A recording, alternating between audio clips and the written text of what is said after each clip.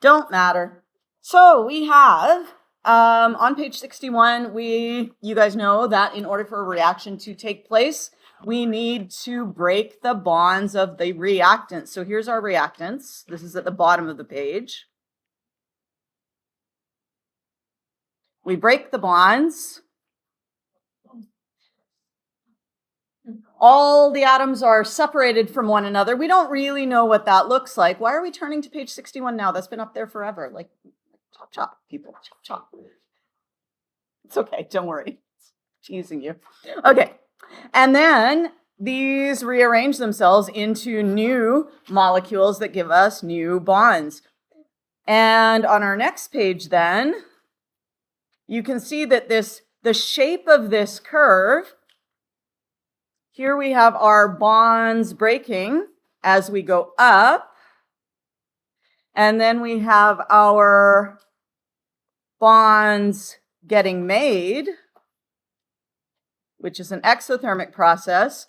And if the bonds being made have more energy than the bonds being broken, then it is an exothermic reaction. And this energy right here, when you start at the reactants, and you go to this level up here, and I'm going to make a star there because although what you see in the diagram on the previous page is you see all these atoms completely separated, really what they're forming is they're forming this weird species called an activated complex. But it's really high potential energy, so you can't really study it. It's so short-lived that it's just kind of like, yeah, so that's what's on the top. That's what that little star is. That is the activated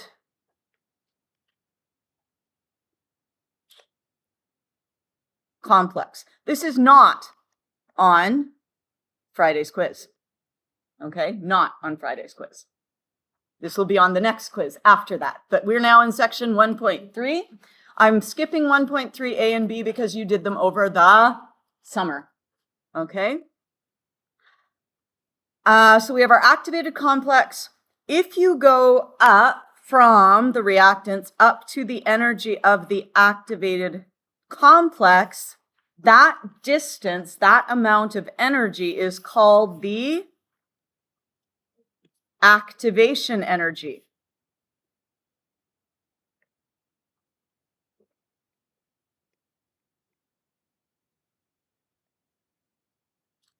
Okay, so the energy required to go from the reactants to the activated complex is called the activation energy. That is the minimum energy with which particles must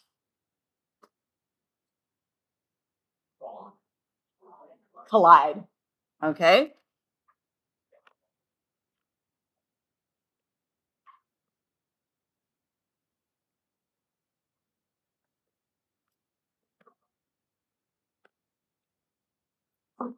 It is the minimum energy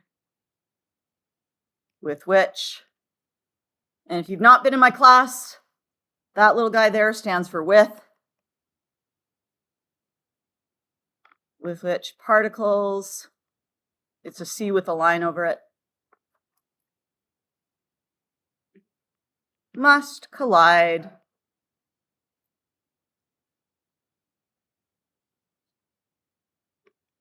to form an activated complex.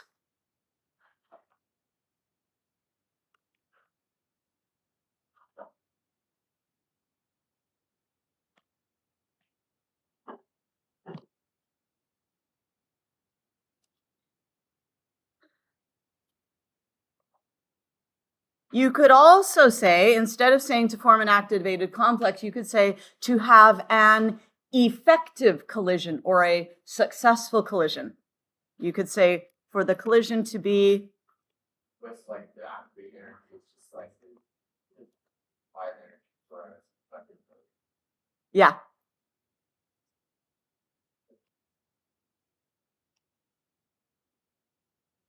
If you can form an activated complex, the collision is successful. If you don't have enough energy to break the bonds and form an activated complex, collision is not successful, not effective. Remember, the other word for effective is successful.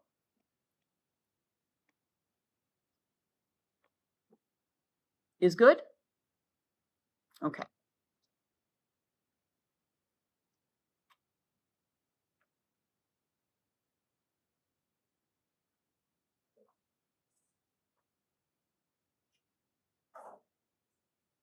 Okay.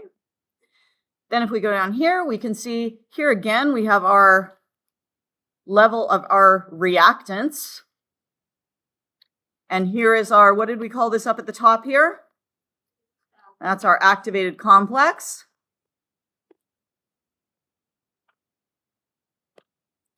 And what was this amount of energy called?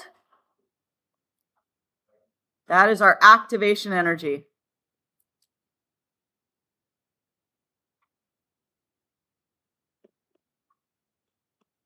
Now, wouldn't it be nice if we had an abbreviation for activation energy? Because that's really hard to like label on a diagram, yes? Activation energy is known as E with a little a down at the bottom.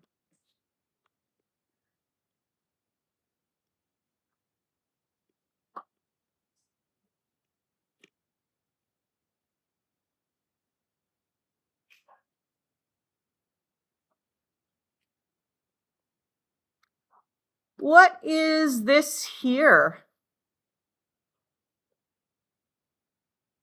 The yellow thing. That is delta H.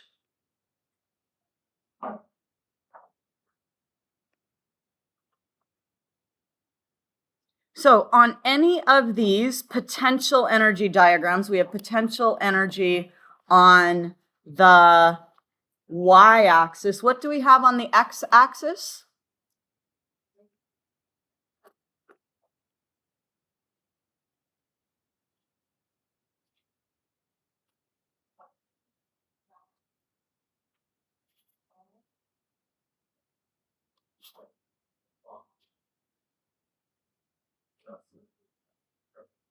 You're on the right track. Progression or progress of reaction.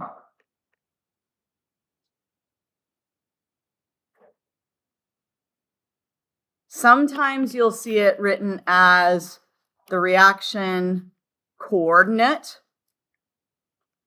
I don't know why. That seems a weird thing to call it, right? Reaction coordinate. I don't know why you would call it that. You might see it written as reaction proceeds.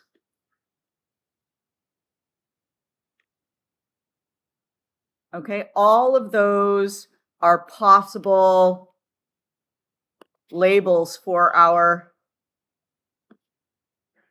x-axis. Okay, but the y-axis is potential energy. Is good? Okay. So over the summer, the potential energy diagrams you saw what were they missing that we now have? What did they look like in the summertime? They just went,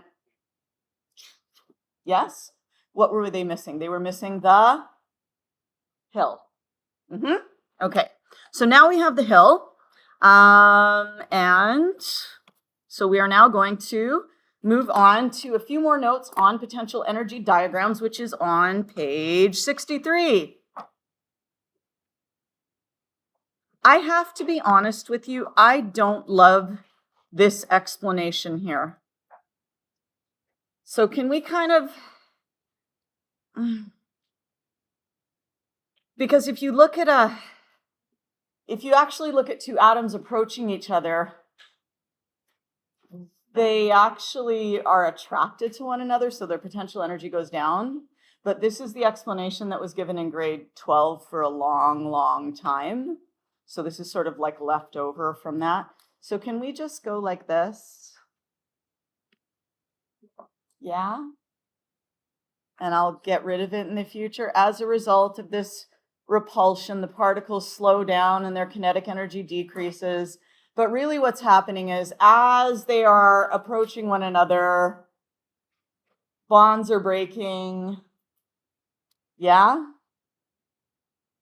As reactant particles approach one another, bonds start to break.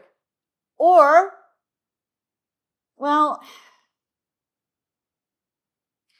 it's kind of a good way to think about it. That's why I still have it in here, because like, if you've got particles and they approach, if you think about them having electron clouds, they see the electron clouds and they repel one another. So if you have two particles approaching one another, they're like, okay, here I'm going quickly, la, la, la, la, ooh, I'm being repelled. And then if I'm not moving quickly enough, then I will just bounce off.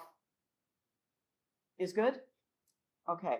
But don't get that confused with those covalent bonding diagrams, the one that went like this. Do you know the one I mean? This one. Just put them in different boxes in your head. That's how I deal with things. This one. Put that in a different box in your head. Just pretend they're not related to one another at all. Okay? Don't, no, I said put it in a different box in your head. Different box. Otherwise, just forget about this little explanation that I'm doing right now. Okay? Yes? Oh dear, what happened? Oh, here I am. Okay, good. Phew. All right. And it's not just me who explained it this way. These are actually notes from Mr. Colger. I don't know what happened to Mr. Colger. His pages are no longer available. I feel like maybe he passed on. Because, you know, he retired a good long time ago and he was just doing like tutoring and he had all these Chem 12 pages up. He was a teacher in BC and he made all these amazing resources. And this is from one of his resources. And it looks like what I learned from my teacher when I was in Chem 12 and it's what I've taught.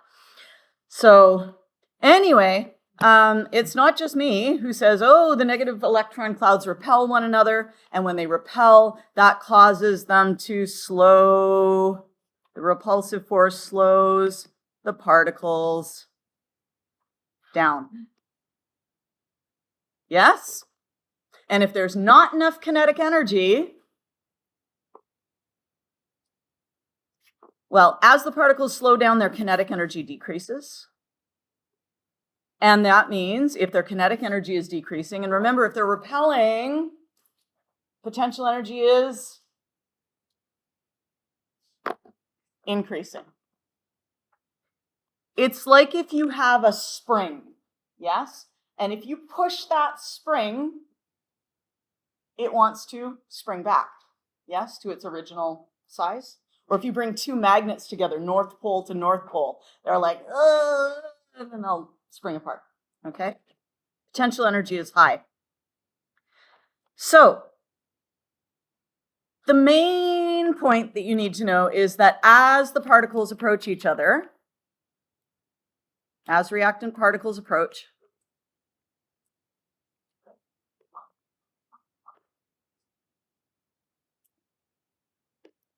each other, kinetic energy is converted into potential energy. But of course, the total energy stays constant. So our kinetic energy goes down as the reactant particles approach each other, and the potential energy must go up. Now, if this is the case, if the approaching particles have the correct alignment, and if they have sufficient kinetic energy to overcome the repulsive force, then they form an activated complex. Now let's talk about what an activated complex is.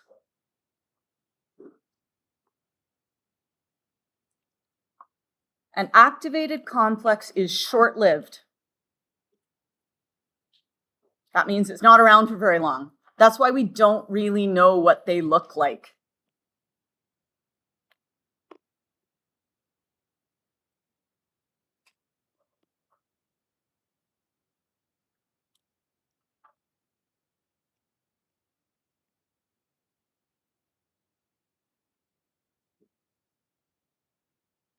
What's their actual structure? We don't know. Okay? Because all the bonds have been broken, they're at a very high potential energy. And by definition, if you are at high potential energy, you are also unstable. Well, you could still actually be at a high kinetic energy. Like if the particles collided with like 1,000,000 kilojoules of kinetic energy, only a little bit of that 1,000,000 kilojoules would be used up in forming the activated complex, and the particles would keep moving. Does that make sense? Yeah, so what would happen is, let's say the particles were just barely moving fast enough to have enough kinetic energy to form an activated complex, okay? So they're moving just fast enough to collide, and they form an activated complex. Okay, this is the activated complex, yeah? Now, if they're moving very, very, very, very fast, let's pretend this one is moving the fastest and this one isn't moving quite as fast, so it goes, and it keeps moving, just depending on where the momentum is. Oh. Yeah? So if you have excess kinetic energy, like if you have only just barely enough kinetic energy, they will collide and they will react, but they will be like motionless. Yeah? But if you have excess kinetic energy, the activated complex will form and that particle will keep moving. Yes? That's more detail than you need. Okay, you're not going to have to describe that. You need to know that an activated complex is short-lived, high potential energy, unstable arrangement. And when does it happen? It exists when molecules successfully collide.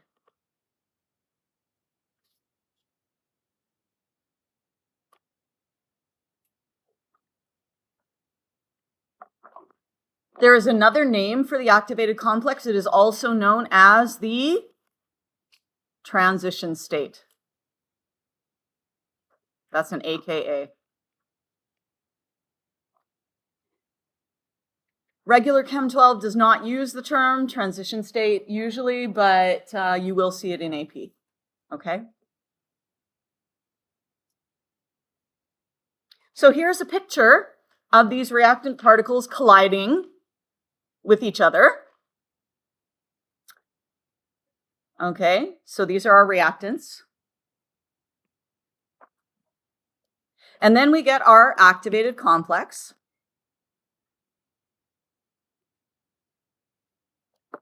And then we get our products.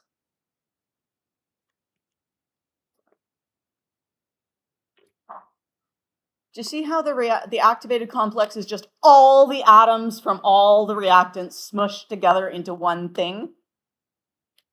That's the best we can do to represent an activated complex. We don't actually know what the arrangement is. We're just kind of like, close enough. What formula could I give that? Over here, I would have 2H2 plus O2. Over on the right, I would have 2H2O. What could I call this whole thing? I could call it the transition state, but if I wanted to write a formula for it, I could just be like, H4O2 star. Okay? Because it's like I'm just cramming all of the atoms into one formula. You don't have to be correct because we don't know what is correct. Does that make sense? Just cram all the atoms together.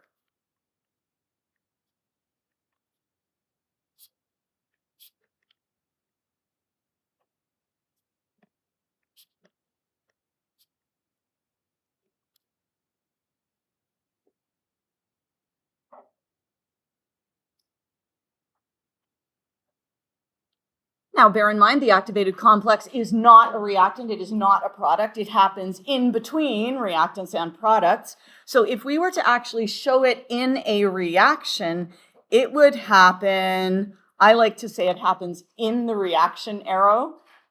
Okay, so the activated complex, here's our reactants. Here's our products. our activated complex, we don't show it in a reaction. It is in the arrow. So the arrow stands for that. It's the reaction arrow. It says these two things react. This is the reaction arrow. Right? You know how you put an arrow between your reactants and your products? That's it. That's all it is. It's not a special arrow. It's just the same arrow you've been using since grade 10. Okay? But if you're like, why don't I see an activated complex in the reaction? It's because it doesn't occur in the reaction. It's kind of up there. We don't even usually write it like that. Chances of you having to write a formula for an activated complex are slim. Okay, but if you do have to, just smush all of those atoms together. Okay, but probably you won't even have to. All right, and sometimes we just do away with the formula altogether and we're like, oh, look, here is our activated complex.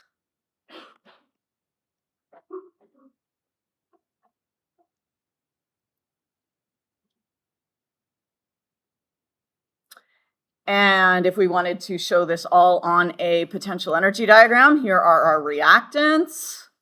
You see they have a certain amount of energy. Molecules move closer. Closers? Closer. Not closers, there's no such word. They form the activated complex if they have enough energy. What if they don't have enough energy? It would be a non-effective collision. Like if they only had this much energy, right? If they only had that much, they would make it partway up that hill and then just be like, and they'd drop back down. The reaction does not occur. So if there's not enough energy to make it to the activated complex, they just fall back down and stay reactants. Okay?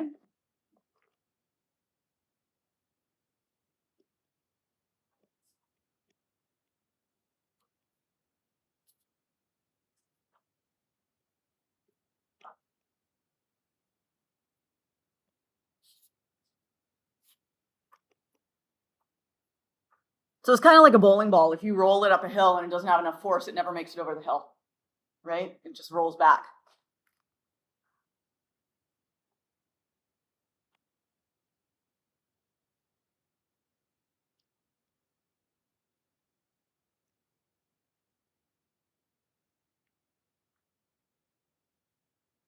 They bounce off each other.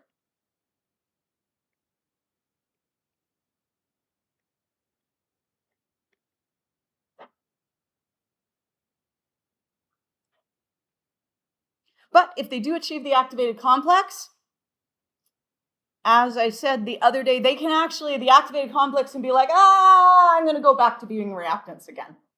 What the heck? Right? Because I still have all the atoms needed to make the reactants. But we don't usually focus on that. It is just as likely, perhaps more likely, for them to form products. Yeah, and especially in this case because it's they're more stable, right? And so most of the time we just ignore the fact that they could go backwards and they just proceed forwards.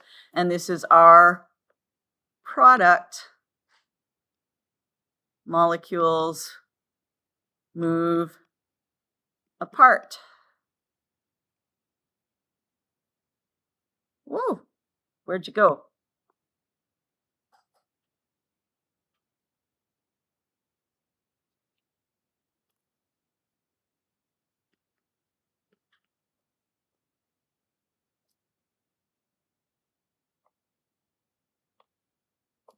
These guys over here slow down.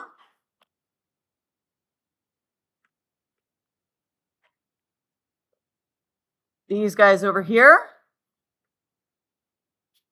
speed up.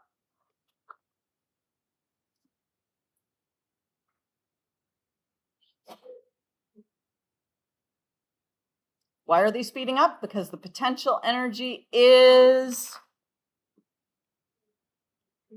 decreases. And if potential energy decreases, what must be increasing? Kinetic energy, which is why they speed up. Yeah?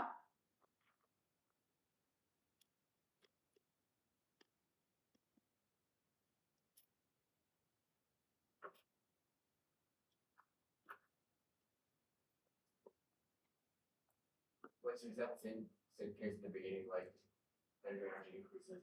Yeah, over on the left-hand side, the potential energy increases, and therefore the molecules move more slowly. Okay, so over here, we have the potential energy increases, therefore the kinetic energy decreases, therefore they slow down. Yes? So like we just like it's like I can go on the molecule the thing that don't.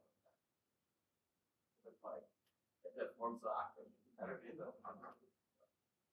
Pardon me? It's like the activation energy thing that's The activated complex doesn't get kinetic energy.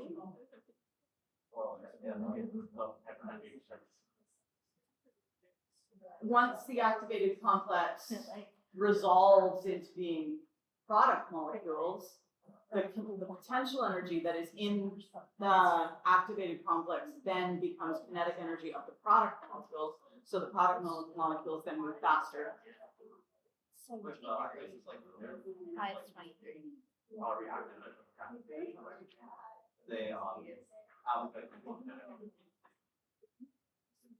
Well, if you have the two and they have an equal kinetic energy, then they don't move. Don't worry about it too much. This is not important. Yeah? Okay, not important.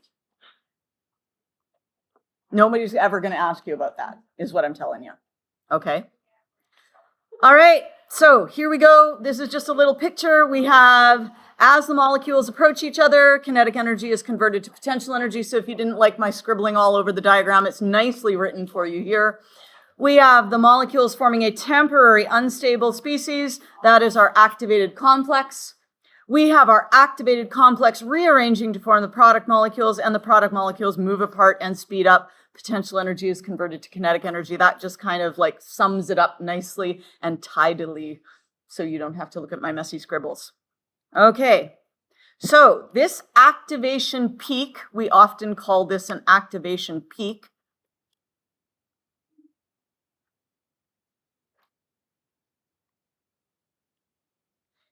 It is a barrier which must be overcome before the reaction can take place. Okay, so that's our activation energy barrier. If you don't have enough energy, you cannot make it to the top of that hill.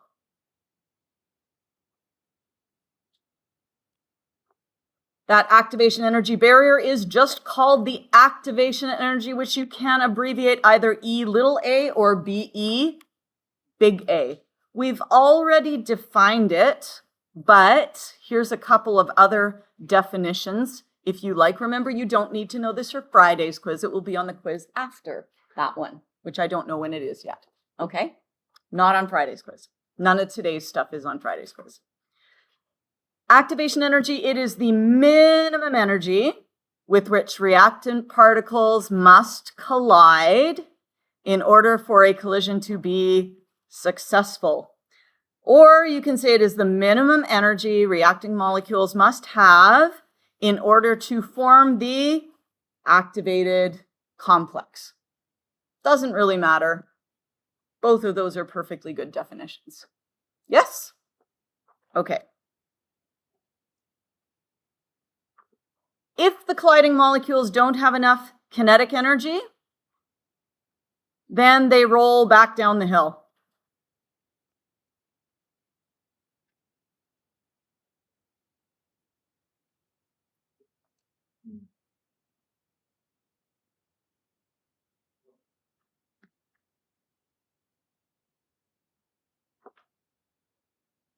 We've already talked about that. We've already talked about the two most common things you'd be asked to label on a potential energy diagram. That is your delta H and your activation energy, which can either be written as EA or E, capital A. And delta H goes from the reactants to the products.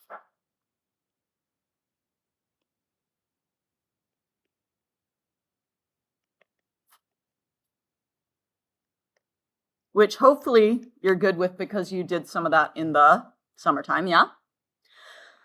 The EA goes from the reactants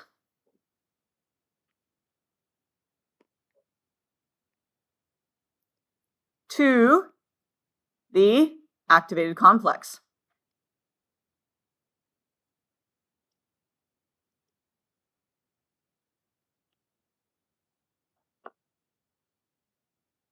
Is good? Straightforward enough? Okay.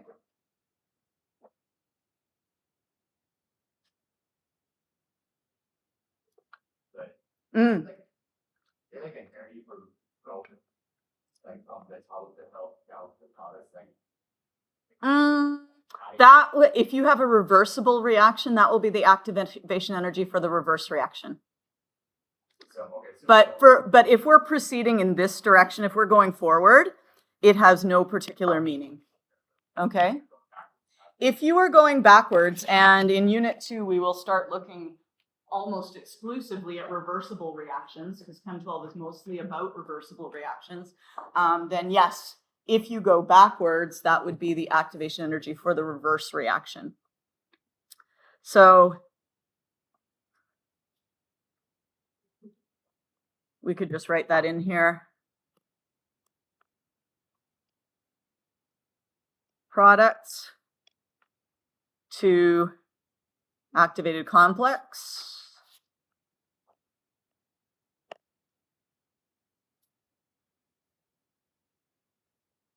is the activation energy of the reverse reaction, where you take the products and you turn them into reactants.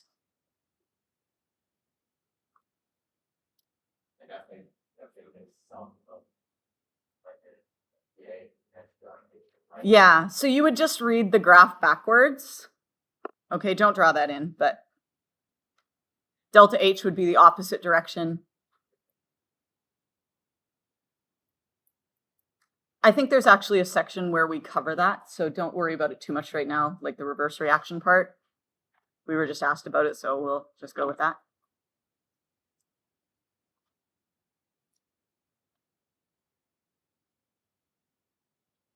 Delta H of reverse reaction is products to reactants.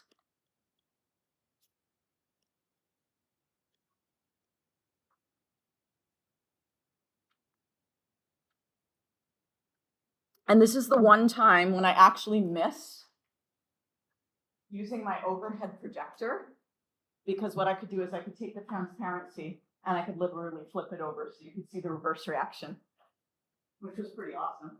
But can't do that anymore, so there we go. All right. You might also be asked to label the energy of the activated complex.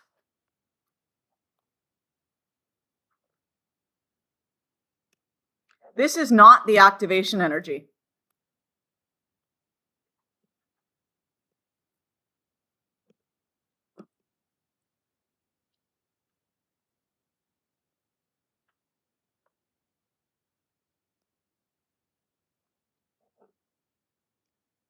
It's really confusing.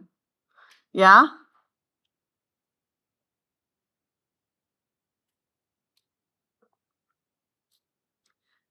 So the energy of the activated complex is sometimes called the threshold energy, but I've never seen it called that anywhere in BC or in AP really. So let's call it the energy of the activated complex. Let's just give some values here, okay? Let's say that this is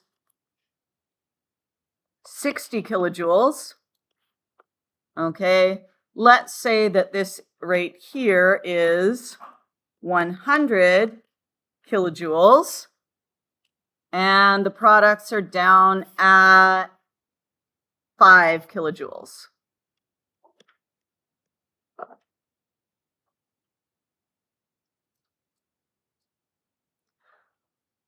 What is the energy of the activated complex?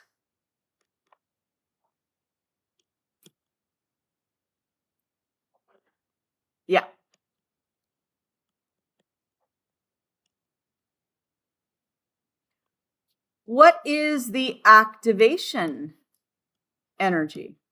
40.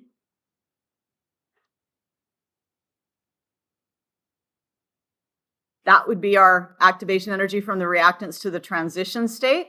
So that would be 40 kilojoules. What is our delta H?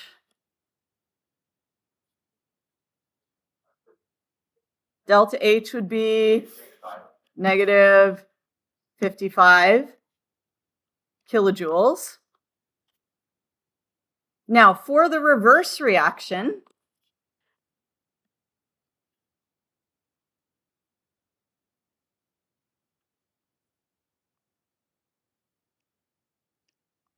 what's the energy of the activated complex?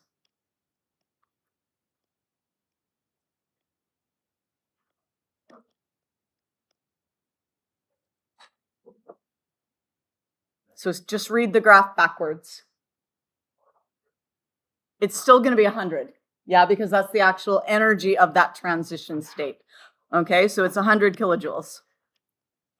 What about the activation energy of the reverse reaction? That's going to be 95 kilojoules, and delta H is plus 55 kilojoules. Is good?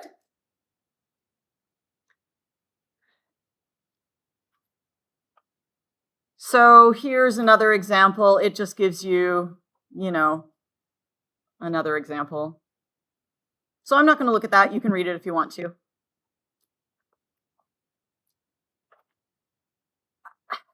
I don't know why I've even put these like as formulas, because literally I think it's almost intuitive to look at the graph and say, what's my delta H? It is 50 minus 10. Yeah?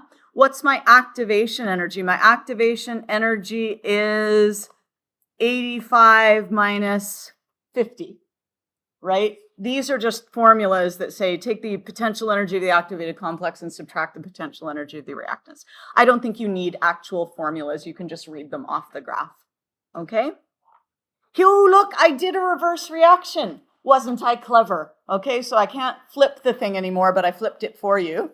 So there's our forward reaction. There's our reverse reaction. It's just backwards. Okay, but we've already talked about that, so we don't need to go on very much about that. You can read that. To find delta H and activation energy of the reverse reaction, just read the graph in the reverse direction. I'll let you read that. Okay, why don't you guys just do this real quick right now? Find the activation energy of the forward reaction, EA of the reverse reaction, whatever it says there, do it. Yes? So this is on page 69. Bottom of page 69.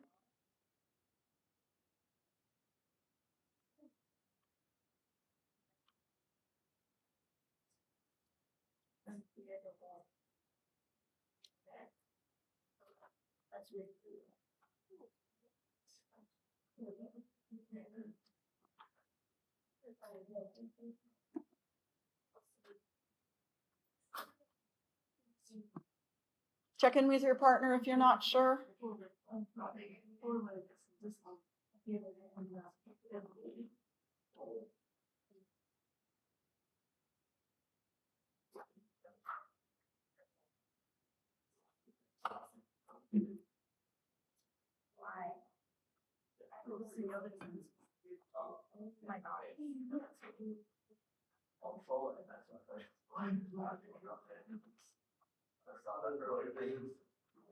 If you finish, check if you got the same answers as your neighbors. Right. And the energy of the activated complex for the reverse reaction. And wait, where do you?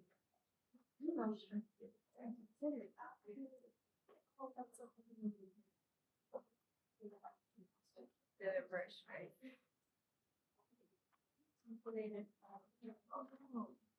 No. It was 8. Oh, so yeah, it's 100.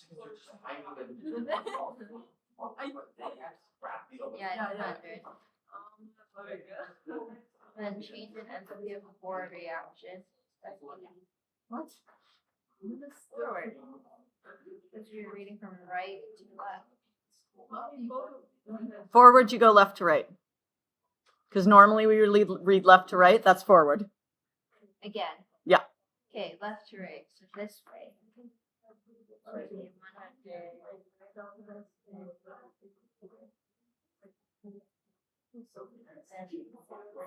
Wait, so the reverse reaction is right. The reverse reaction, you read this way. Okay, the forward reaction, you read that way. Because normally when we read a book, we read from left to right, yes? Yeah. Yeah. It's the same. It's just a product. You go from the reactant to the product. Okay, what is the activation energy of the forward reaction? It is activation energy. It goes from 20 to 100. So that is 100 minus 20 kilojoules, which is 80 kilojoules. What is the activation energy of the reverse reaction?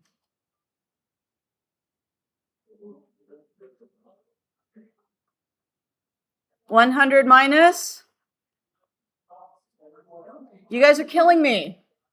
What's the activation energy of the reverse reaction? 100 minus 50. So that's going to be 50. What is the energy of the activated complex for the forward reaction? 100.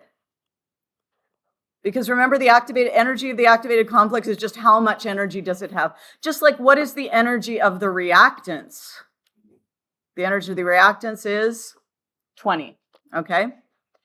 Energy of the activated complex for the reverse reaction, 100. Delta H for the forward reaction, plus 30 kilojoules. Because it can be positive or negative, please include the sign.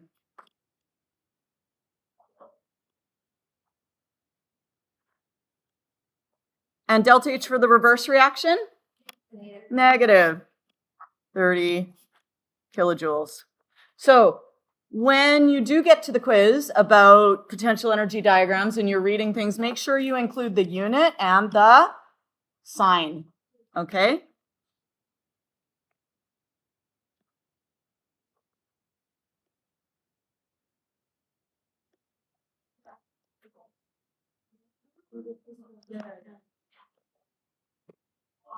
Is good?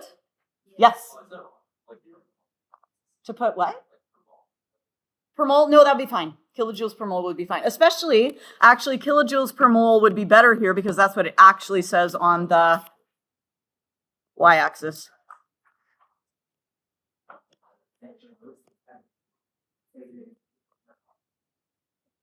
Yeah, if it does give you a value on the, or sorry, an actual unit on the y-axis, then use that unit. So yeah, if it says kilojoules per mole, say kilojoules per mole. Good point. Thank you, Justin. All right. There are some answers. What does a catalyst do to this potential energy diagram?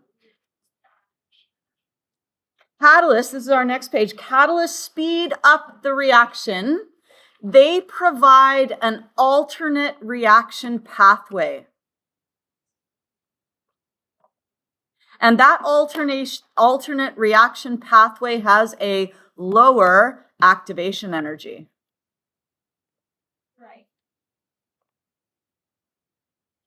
So you remember how in Hess's law, it doesn't matter how you get from A to B, the delta H is still going to be the same? So when you have a catalyzed reaction, the delta H is still the same.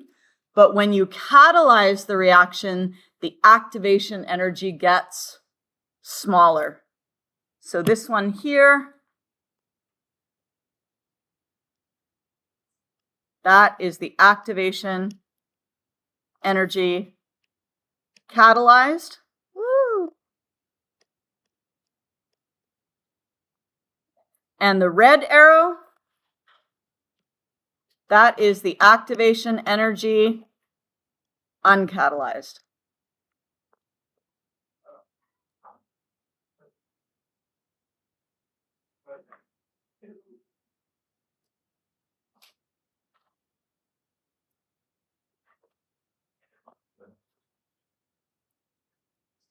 So if our catalyzed activation energy is smaller, a larger percentage of collisions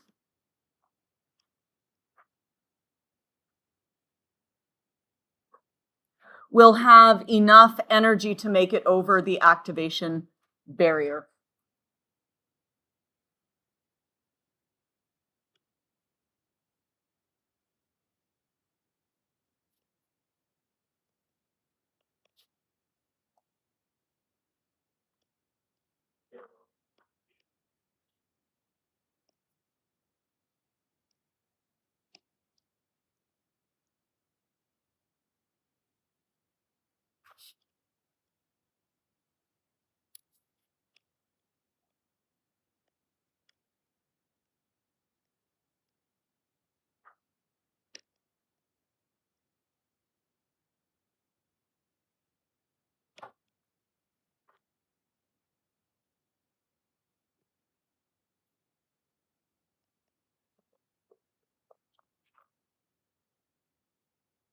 Three ways of saying that. You can say, if my activation energy is smaller, a larger percent of reactions will have enough energy to make it over the activation barrier, form an activated complex, or collide successfully. Those all mean the same thing. They're just approaching it from different ways.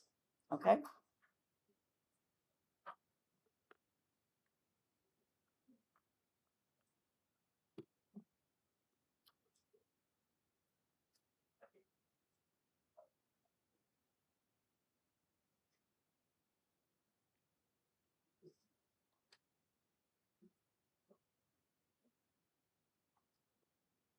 Have we done anything to the reactants or the products when we add a catalyst? No, the reactants and the products stay the same.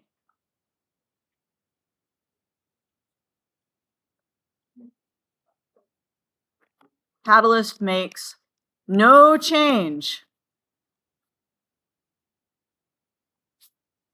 to the reactants and the products.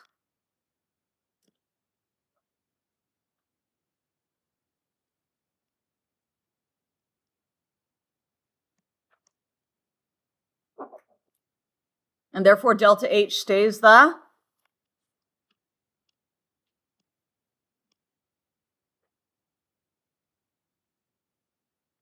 same.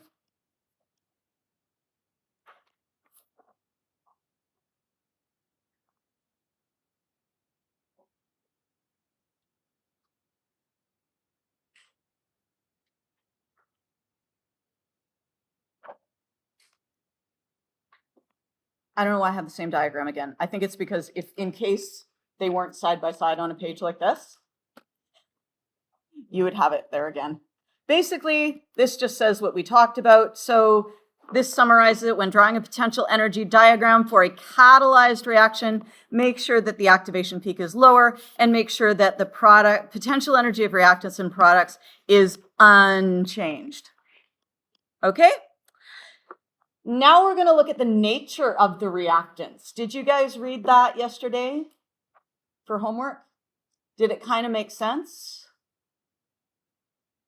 I have one person nodding. How about the rest of you? Got two people nodding. 3, 4, thumbs up. Okay. Anyone kind of like, what just happened? No? Okay. You good?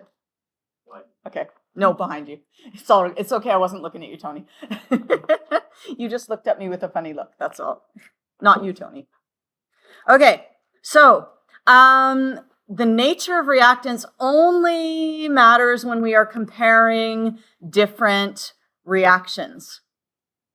Okay, so when we talk about the factors that affect a reaction rate, there are 5 factors which you can use to change the rate of a particular reaction.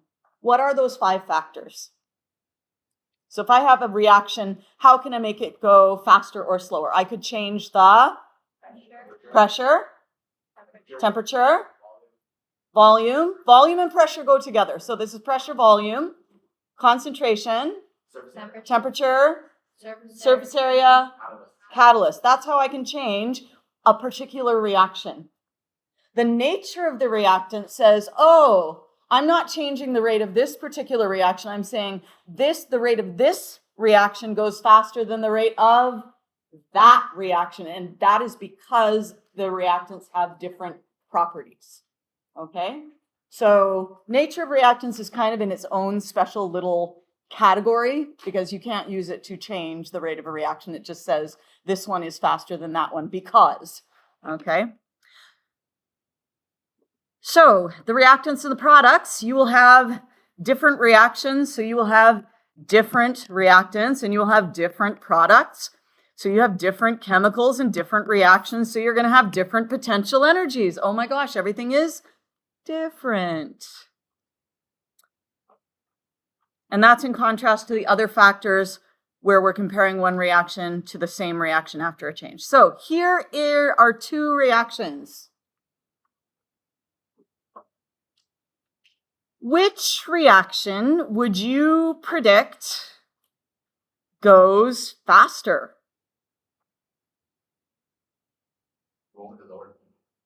The one with the lower what? Lower activity. Yeah, the one with the lower activation energy. As long as the scale is the same. I mean, there's no numbers on here, so we can't tell for sure. But if it was the same scale, it would be the first one. This would be faster since the activation energy is smaller.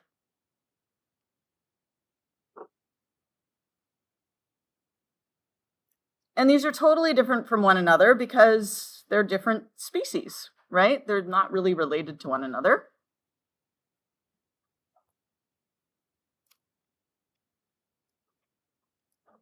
We could label our activation energy here.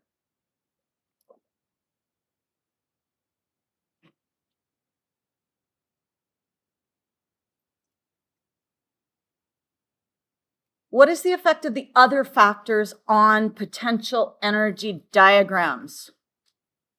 So if we're looking at concentration, if we're looking at pressure, volume, temperature, surface area, they have no effect on the potential energy diagram. Because remember, potential energy is in kilojoules per mole.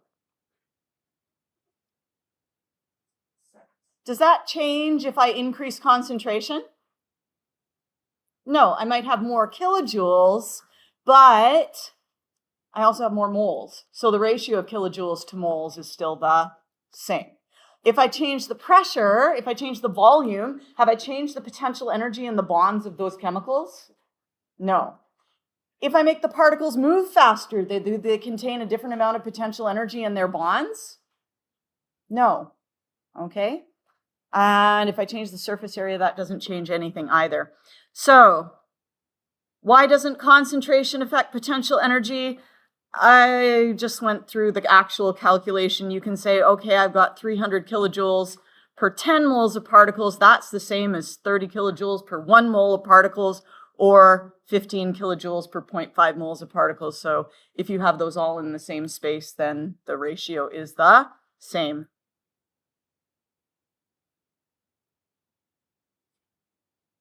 When we change the concentration of a substance, it is still the same substance. So the amount of stored energy in its bonds per mole is still the same.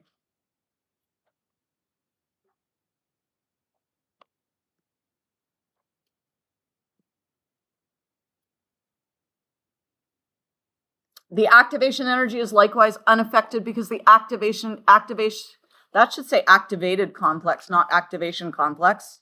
Let's fix that.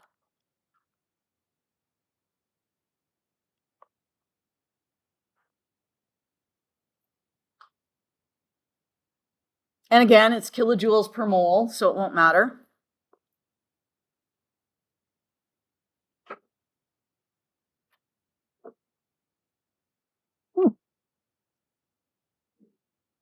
I don't know. I got really excited about this diagram. Oh, look, the potential energies remain the same because it's kilojoules per mole. So even if I double the amount of the reactants compared to here, they still have the same potential energy per mole. Is that diagram even necessary? I don't know. It's kind of pretty though. Alrighty. Why doesn't pressure affect it? It's the same. The chemicals are the same. If they're the same chemicals, they have the same potential energy. Same thing for surface area. Sometimes people get a little weirded out by temperature because they're like, well, if my temperature increased, my kinetic energy increased, which means that my potential energy must have decreased. But that is not the case because when we change the temperature, that kinetic energy isn't coming from the system itself. It's coming from the surroundings, right? So we're putting that extra kinetic energy, it's coming in from the environment around it. So we've lit a fire underneath the substance. So now those things are moving faster, but they still have the same amount of energy in the chemical bonds. Okay. I like this little diagram. If you have 650 calories, or, kilojoules, let's call them, in a hamburger, it doesn't matter if that hamburger is sitting still or if you fling the hamburger across the room, it still contains the same amount of food energy, potential energy, okay? So the amount of energy stored in an oxygen double bond is the same as if the oxygen is moving faster. Ooh, inhibitors. Can you guess what an inhibitor does to a reaction?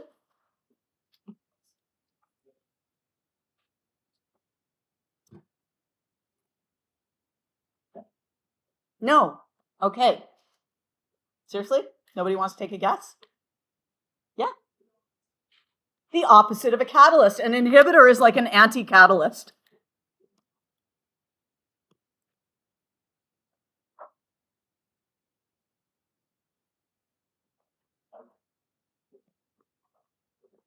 So technically there's a seventh factor that can affect the rate of reaction, and that factor is an inhibitor. So if you look on your cereal box and they're like, if it lists some preservatives slow down like the rotting of food and stuff like that. So preservatives are usually inhibitors. You might see something like this, EDTA, which is ethylene diamine tetra something or other. Can't remember. Anyway, it binds with, it's got lots of binding sites and it'll just glom onto, things and prevent other things from crashing into them. And if it prevents things from crashing into it, you cannot have a reaction. It's got a lot of like positive and negative sites that'll attract things. Anyway. Okay. So an inhibitor, it does not increase the rate, it decreases the rate.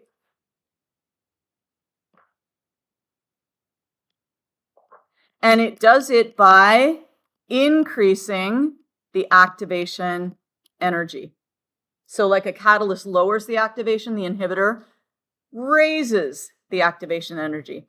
And it does it usually by binding to a reactant molecule and making it difficult for the things to collide effectively. So if these pens needed to collide this way to react, and my hand is an inhibitor, right? And I'm holding on really tightly, is there going to be a reaction? No. Hurts my hand if I smack it too hard, but you know, I'm not letting go. Okay. Many food preservatives are known as inhibitors. So all you would do when you had a catalyst, you made the activation peak smaller. When you have an inhibitor, you make the activation peak bigger. Labeling the axes, progress of reaction, x-axis, reaction coordinate, or reaction proceeds. We said that already. The y-axis should be labeled as potential energy, and the unit should be kilojoules per mole. I sometimes get lazy and just write kilojoules, but it should be kilojoules per mole. Okay? And that's it for that one. And then we got some worksheets, which I'm going to let you do on your own time. And we are going to start taking a look at reaction mechanisms. Ooh, there's a video for us to watch. Shall we watch the video? Okay. That is 1.4a.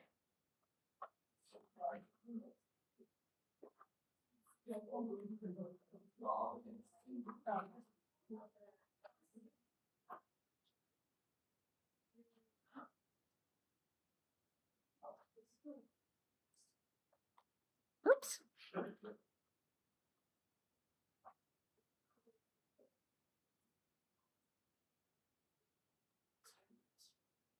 So this is Mr. Colger. How not to assemble Mr. 100-piece Colger, jigsaw puzzle. C-O-L-G-U-R, who Take may all or the may single not be alive pieces in still. your hands, But throw them all into the table, and see if they'll okay, form hold a on. finished Here we puzzle. go. Okay. I'm gonna make that. I need our sound to be on. Why is there no sound? Oh, because this is off. There we go. And I'm actually gonna just drop this in here right now. Okay. Good. Okay.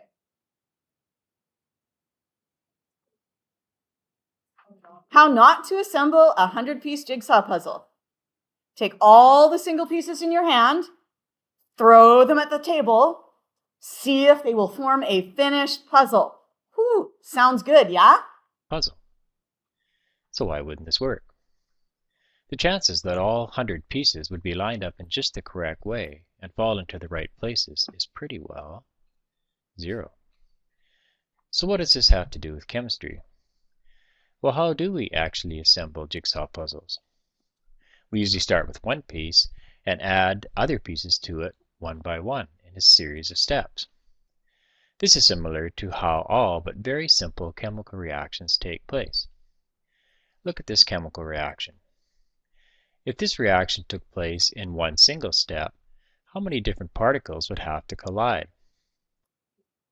If that took place in one single step, how many particles would have to collide?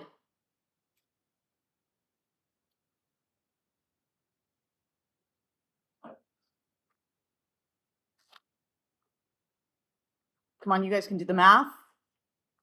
We got a 5. We got 2. We got a 16. How many? 5 and 2 is 7.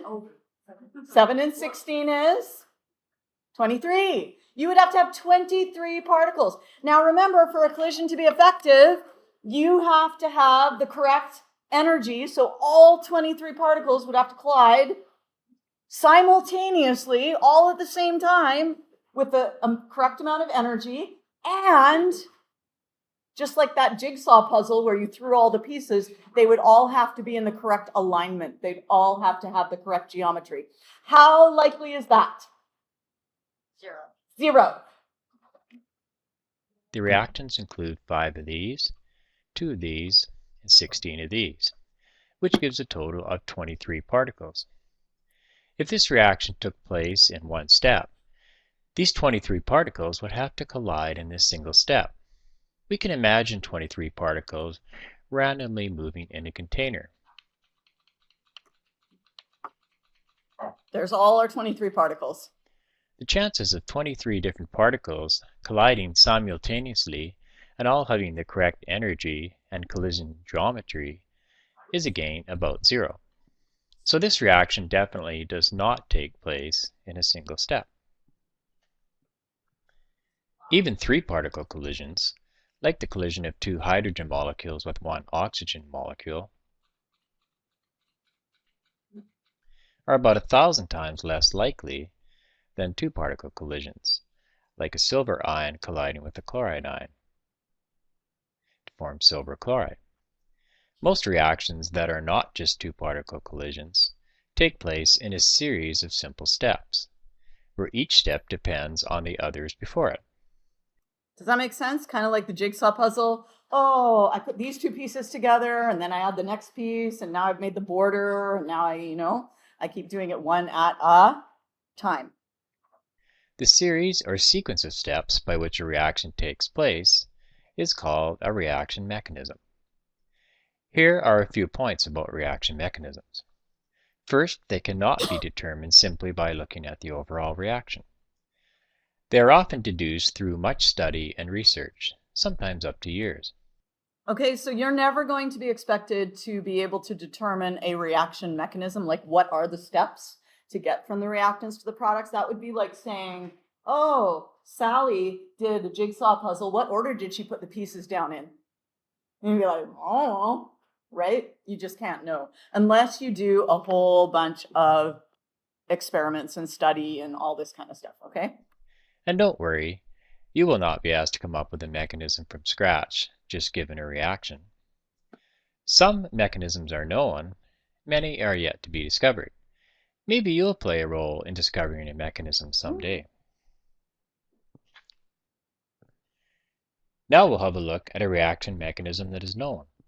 Looking at this overall reaction and focusing on the reactants, we can see that there are 4. How many particles altogether? 5. Is that very likely to all collide with the correct geometry and sufficient energy? No. 4 and 1, or 5 reactant particles. There's almost a 0% chance that these will collide simultaneously in the correct way to result in a one-step reaction. This reaction is known to take place in 3 relatively simple steps. In step 1, an HBr and an O2 molecule collide and form an unstable activated complex. Okay, so that's our activated complex. Yeah? Which we call HOOBr. Or Huber. In some textbooks, activated complexes are called transition states. The two terms are synonymous. Yeah. Bonds in an activated complex are often shown as dashed lines, and the formula is surrounded by square brackets. Or a star. This bond now breaks, and these new bonds form. And now we have a new molecule called HOOBr. Now, these two look the same, but you have to realize in this one, the bonds were all like dashed lines. They were all broken. Yes? Yes. Wait, so is this like, is the Uber thing like active? Is it what? Like a transition state? Yeah. So this Huber is the transition state. This is the one where if we just go a little bit back in the video, that is bracket Huber. Do you see how we've got dashed lines here? Because all these bonds are broken and nothing's really formed. Now, when we go to that one, now we actually have a chemical species with real bonds. Yeah? So we would start with, these are our reactants. We would go up, activated complex. And then this, it's not our final products. We actually call this a reaction intermediate. Okay? Don't worry. We're only introducing this today. We have 5 minutes left in class. We're just introducing these ideas today. Okay? Next day, we will deal with them in depth. Okay? Is significantly different than that in the unstable activated complex, even though the formulas for the two species are the same. The HOOBr molecule is much more stable than the HOOBr activated complex. We can summarize step 1 as HBr plus O2 gives HOOBr. Do you see how we've now left out the activated complex? It's gone, right? Because normally we don't write activated complexes in the equation. Normally we'll just be like, oh, my activated complex is just in here somewhere. Yeah? Okay. Now, I don't think we're going to be able to get through all of this, so that might be a good place to stop, and we'll just talk about what your homework is going to be. Huh? We'll talk about what your homework is going to be. So, in order to prepare you for your quiz on Friday, let us have you do 41 to 50. But if you don't get all the way through it, like, don't worry about it. Like, maybe, you know what, do 41 to 50 and do the odd numbers, or do the even numbers, or get halfway through it and do the rest tomorrow. Does this make sense to you? Pages 41 to 50.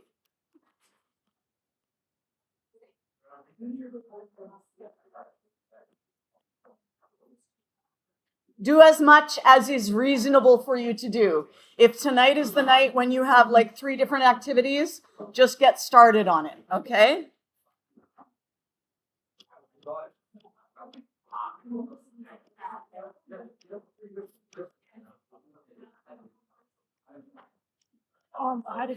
I don't get the difference between average rate of reaction and reaction. They sound like the same. They are pretty much the same thing. It's just if I say reaction rate, I could be referring to an instantaneous rate, where it's like, what is the rate at this moment in time? Whereas with an average rate, I'm like, what's the, like, from start to finish, or start to finish, my rate might change. It might start out fast and then finish slow, right? But the average is going to be that. So then when it asks for reaction rate and it says Just do the average reaction rate unless you're told to find the instantaneous rate, in which case you would draw a tangent line, but I'm not going to have you do it, so don't worry about it. So it's always just like final versus Final versus minus initial, yeah, over final time minus initial time. for all reactions. Yeah. Okay, so we're just going to assume that we're doing average reaction rate. Yeah. Are we getting like practice quizzes?